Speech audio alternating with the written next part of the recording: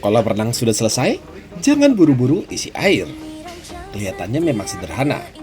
Tapi, justru di tahap inilah ada beberapa hal penting yang harus diperiksa terlebih dahulu. Karena, kalau air sudah penuh, lalu ternyata ada masalah setelahnya, yang tadinya mau berjalan santai, malah berubah jadi proyek renovasi jilid 2. Nah, di video kali ini, kami akan membahas apa saja yang harus diperiksa sebelum kolam renang diisi air, supaya risiko masalah setelah pengisian bisa diminimalkan.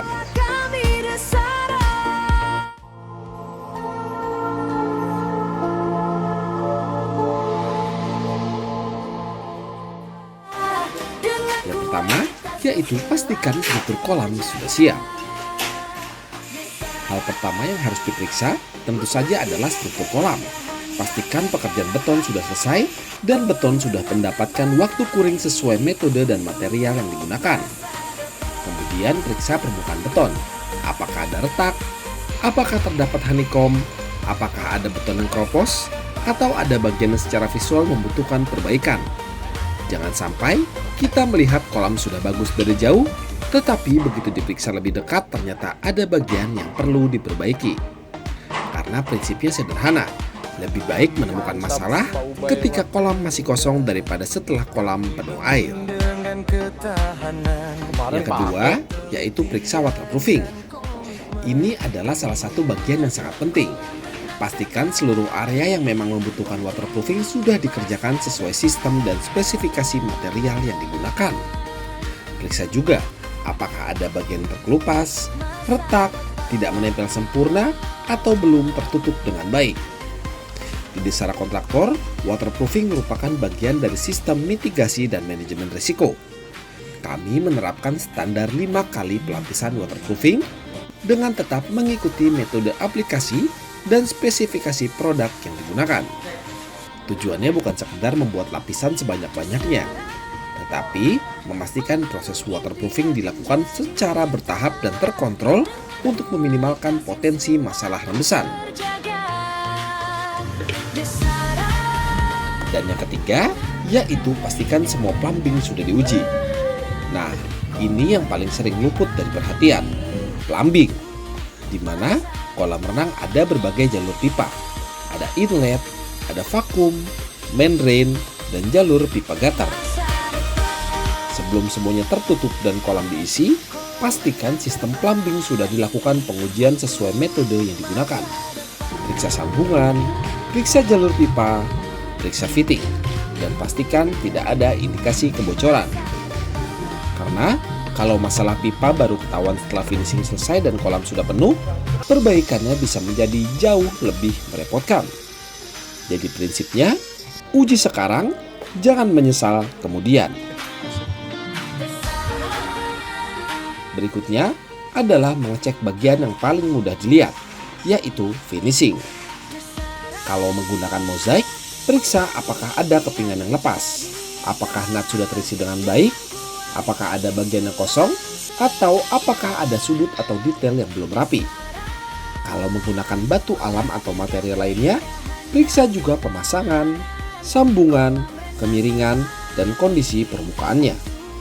Jangan hanya melihat dari jauh, karena dari jauh semuanya bisa terlihat sempurna. Begitu didekati, nah itu baru kelihatan siapa yang rajin dan siapa yang sedang menyamar. Yang berikutnya, yaitu pastikan saluran dan area sekitar kolam renang sudah siap. Sebelum air dimasukkan, jangan hanya melihat bagian dalam kolam. Area di sekelilingnya juga harus diperiksa. Bagaimana kemiringan lantainya, apakah air dari area sekitar kolam bisa mengalir dengan baik, apakah ada genangan, atau apakah saluran pembuangan sudah berfungsi. Ini penting karena area kolam hampir selalu berhubungan dengan air. Kalau drainase tidak baik, air bisa menggenang dan dalam jangka panjang dapat menimbulkan berbagai masalah. Jadi, jangan sampai kita sibuk mengurus air yang ada di dalam kolam, tapi lupa dengan air yang ada di luar kolam. Selanjutnya, yaitu periksa sistem filtrasi dan peralatan kolam renang lainnya. Setelah struktur dan finishing aman, sekarang kita masuk ke bagian equipment.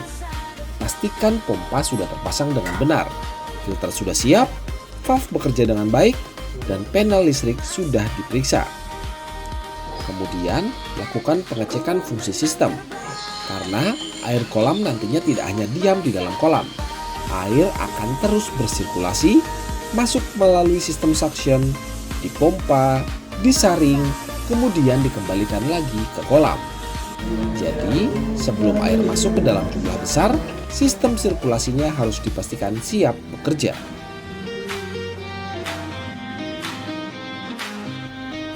Lalu pertanyaannya, kapan kolam boleh diisi air?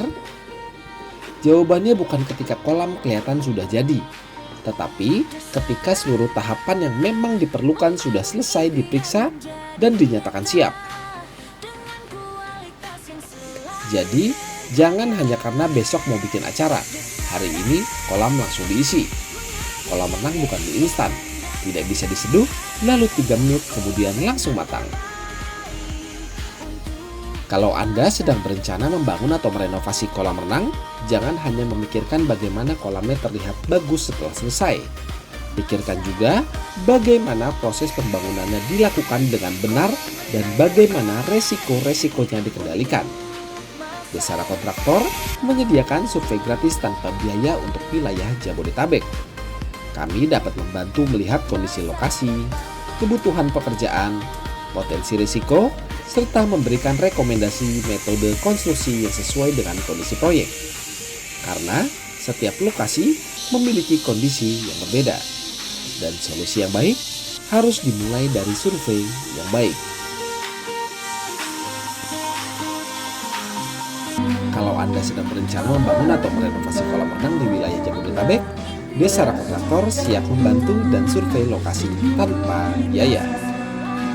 Jangan lupa bantu like video ini, subscribe, dan aktifkan loncengnya. Karena di channel ini, kami akan terus membahas hal-hal seputar pembangunan dan renovasi kolam renang.